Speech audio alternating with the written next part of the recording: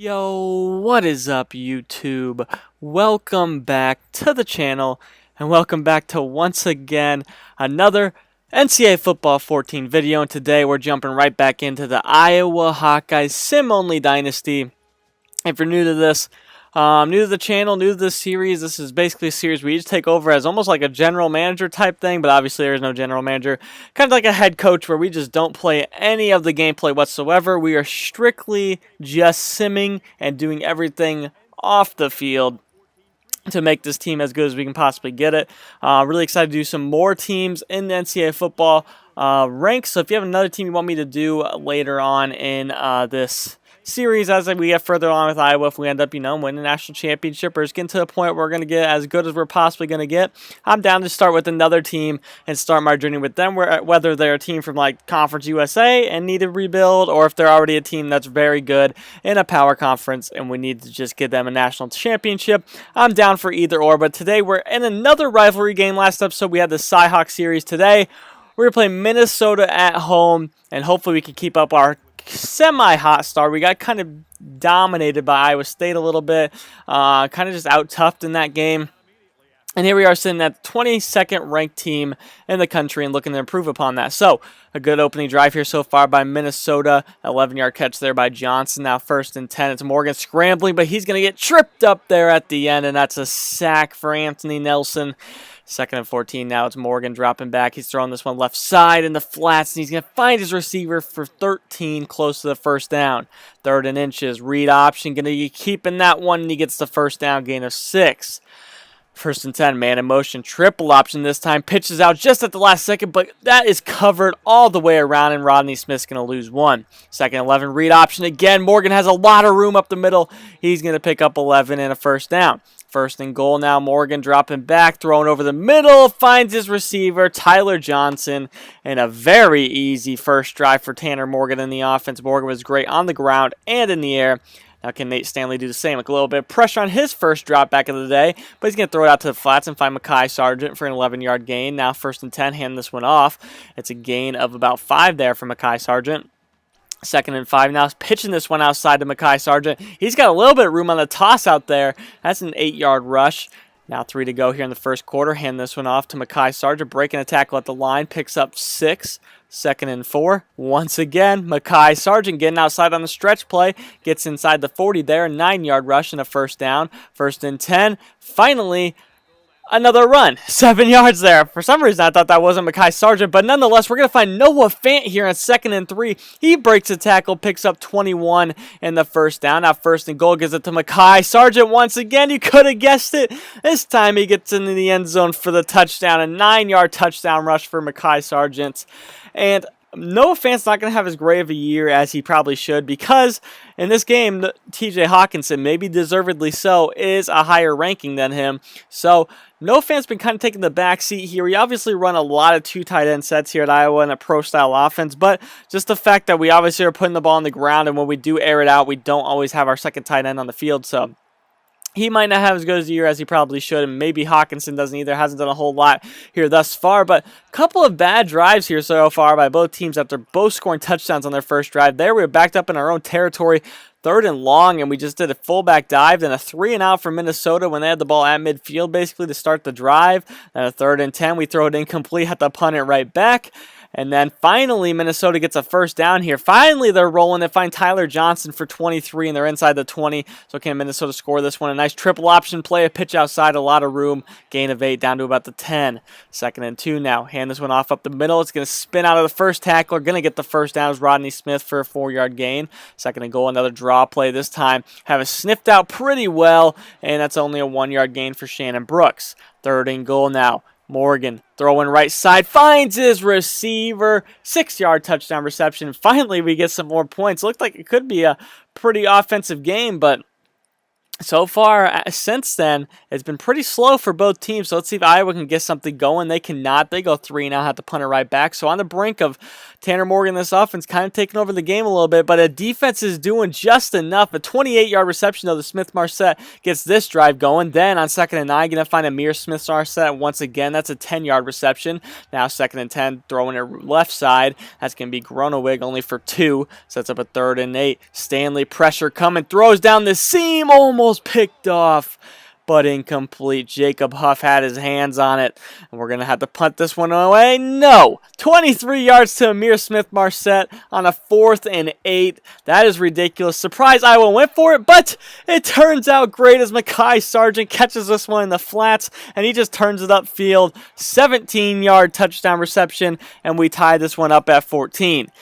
So can Minnesota keep things going on the offensive side of the ball? It's a 10 yards to Tyler Johnson to start this one off. Under a minute here to go in the first half. It's going to be another dump down play. This one to Rodney Smith for a first down. Now 1st and 10, 36 seconds to play. 1 timeout left for the Golden Gophers. 1st and 10, going to dump this one down. 6 yards to Tyler Johnson. Already having a big first quarter for the talented wide receiver. It's 3rd and 4 now, but here comes the pressure and a sack on Tanner Morgan. And that is going to stall their drive right there, and it's basically going to take us to the half. In fact, it does.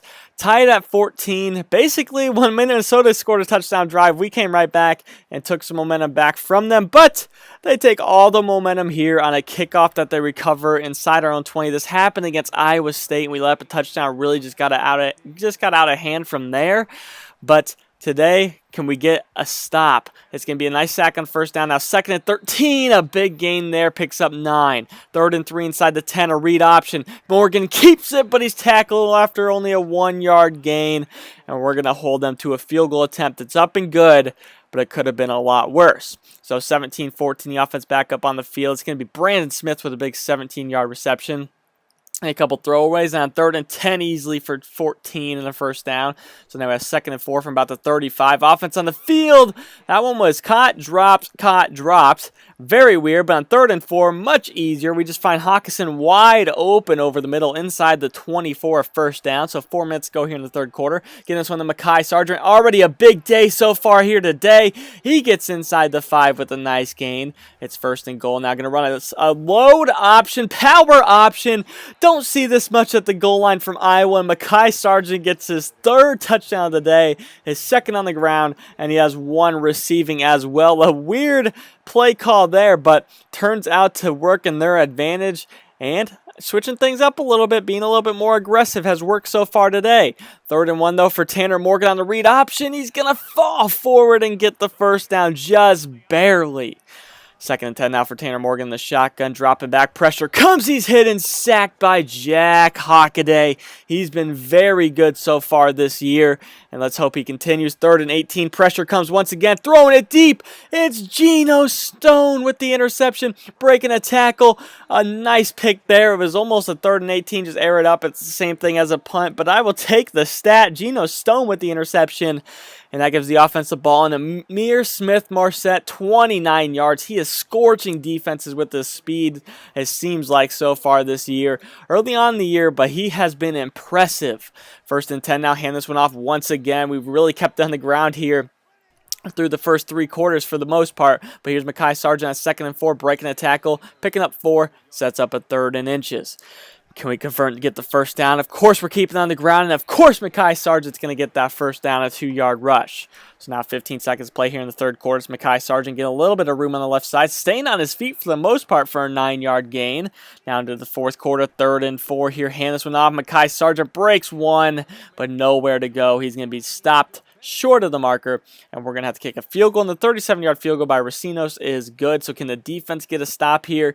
We're up by 7, 5 minutes to go. On the 3rd and 12, they only get 4, so the offense is on the field, but the offense stalls. 3 straight throwaways and a good return by Minnesota. A big-time sack on 2nd and 6, but on 3rd and 14, it's Tyler Johnson for 29. So 1st and 10, they're going to keep it on the ground. They're in the red zone here. Can the defense come up with a big stop? 2nd and 7. Hand this one off once again. A big room on the halfback draw there for Rodney Smith, an 11-yard rush.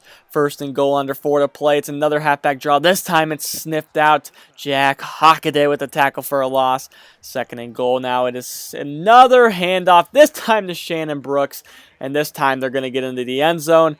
And they're going to tie this one up at 24. So now it's our offense's turn to really try to get something going. A 14-yard pass to Brandon Smith gets the offense rolling. But on 1st and 10, Stanley should have been picked off, but it's dropped. Could that cost Minnesota? 2nd and 10, it's going to be our own drop this time. 3rd and 10, Stanley dropping back, throwing it deep right side, and it's completed. Ihmir Smith-Marsette pushed out of bounds inside the 15, 48 yards. Ihmir Smith-Marsette has been making plays all year long, and it's going to continue here today. He gets us in field goal range, but can we capitalize with the touchdown? We'll have to wait and see. Mekhi Sargent breaks a tackle, but he only picks up 2. 3rd and 8, man in motion, handoff once again, just securing the field goal. That's exactly what we're going to do. 4th and 5, 52 seconds to go. Racino's kick is up and good. 27-24 thanks to a 48-yard catch by Ihmir Smith-Marsette. It's going to be a 3-point lead. Can the defense get one stop to end this game? 1st and 10. They find a man in the flats. That's a 1st down and a good start to the drive. 35 seconds here to go. It's Tanner Morgan. A lot of time in the pocket. Finally runs out a little bit. Jumps it down and a 3-yard catch. 2nd and 7, 30 seconds left here to go. It's going to be another little check down, but they're going to get the 1st down, but he didn't get out of bounds, so they're going to have to call their 2nd timeout. So 1st and 10 from about midfield. It's Tanner Morgan again, dropping back, throwing a deep right side. That one's caught, but he lands out of bounds. 2nd and 10, 20 seconds to play. The pressure's coming from the corner. Blitz over the middle. Dropped and incomplete. Probably a good thing they dropped that one. They would have to use their last timeout. Now 3rd and 10. They got the screen set up. They're dumping this one down, but it's sniffed out great there by the defense. Time's running out. There's 8 seconds on the clock. Computer's not going to call a timeout in this situation. There's 5. Scrambling to get back to the line. Will they have time to run one more play? 1 second. They're not going to get it off. The screen plays the last play of the game. Wow, the clock management obviously from about 5-6 years ago in this game was not great. Could have called a timeout and thrown one last Hail Mary, but that is the game, and that's how that one's going to end. They had that play where they completed the pass, but the man fell out of bounds. That would have put him out the 25-yard line and really put them in field goal range, easy field goal range, with the chance to win it if they got into the end zone. So a big-time win, a big play by Ihmir Smith-Marsette. Really gets us the win, but Mekhi Sargent finds the end zone 3 times, 2 on the ground, over 100 yards on the ground, and 1 receiving before the half. And here we go. We actually get a rivalry game victory here, but we have many, many more rivalry games here to come this year. Later on this year, we play Wisconsin, we play Purdue, we play Nebraska. A ton of rivalry games still left. We are 1-1 now in those games. So a big-time performance by the offense. The defense got to stop when we needed it. Tanner Morgan, this offense, were quite electrifying, but they did stall at times as well as our offense, and that gave us a chance to win this game exactly what we did. So we're going to continue on in this series, simulating a couple of weeks before we finish out the episode. A nice win here against Minnesota. Really bounced us back from that Iowa State game last week. Obviously still a lot to play, especially in the Big Ten. That's a good start for Big Ten play, as we already played Rutgers, and I think that might be the only team we played so far, Rutgers, as we'll see right here. Yes, indeed it was. So we did just play Michigan State, though, the week after. And what do you expect? A slugfest against Michigan State where we lose 28-13 after being shut out in the 4th quarter, 14-0. As a typical Iowa performance against Michigan State. So we fall to 4-2 there. 277 yards in the air for Nate Stanley, but we just did not get into the end zone enough times as we needed to. As Ihmir Smith-Marsette, 146 yards once again. He's having a fantastic year thus far. But sucks that we had to fall another game. 2-1 now in Big Ten Conference play. I mean, look how Lewerke he didn't have a good game whatsoever, but it's just the way that they played the game. It's just so...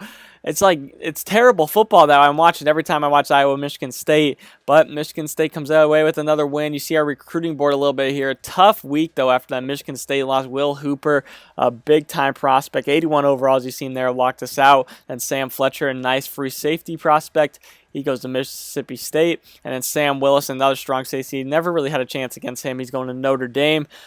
So we got who we got on our list, and this is where we're going right now for the time being. There's a lot of time left in recruiting. And I'll have an update eventually, or maybe I'll just wait till the offseason. I'm not exactly for sure. We'll just have to see what goes on as the year goes along. If there's any big news I should update you on, or if I should just wait till the offseason. You guys just let me know which one you want to see.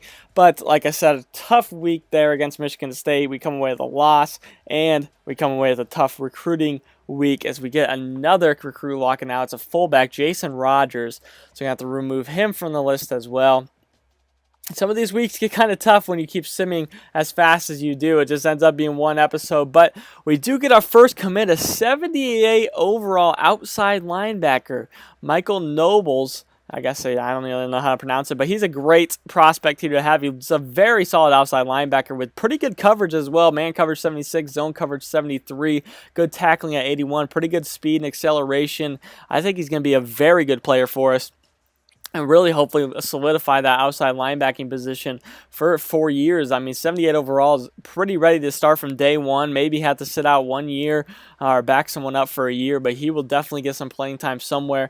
You see the rest of our prospects here as I'm going to go through the top schools throughout the people. So tell me who we should focus more on, who we should focus less on as the year goes along. Quite a bunch of prospects here, especially around the mid to low 70s area, around the 74, 73 range. We have a ton of guys, and really just need to choose my points wisely, because just throwing 200 points into each one of these guys that are 73, 74 overall, probably not going to get every single one of them, but a lot of the guys are liking the pitches that we're throwing at them, so we have to see how it plays on as the year goes along. And who knows, the way that Amir Smith-Marset and Nate Stanley are having a year, that might even be their last year here as Iowa Hawkeyes. We'll have to wait and see how that all plays out, but could be losing a lot on the offensive side of the ball, and even the defensive side of the ball. A lot of guys that could leave as well. But the series is going to continue with a lot more simming here as the year goes along, but hopefully we can stay around the top 25 as we had beat Minnesota and stay in the top 25, but then obviously losing to Michigan State knocks us out of there. So that is basically what all we have today for today's episode. In the next episode, as I forgot to show you guys the Illinois game, we won 35-13. I showed you the start of the next episode of stats from that one, so I'll talk about that one more when we get to it. But next episode, we'll be simming Maryland, simming Northwestern, and playing at number 18 Wisconsin. Always a slugfest there in Wisconsin. Let's see how that one plays out. Hope you guys enjoyed today's episode. If you did, make sure you hit the like button. If you're new, make sure you subscribe. But as always, I'm out. Peace.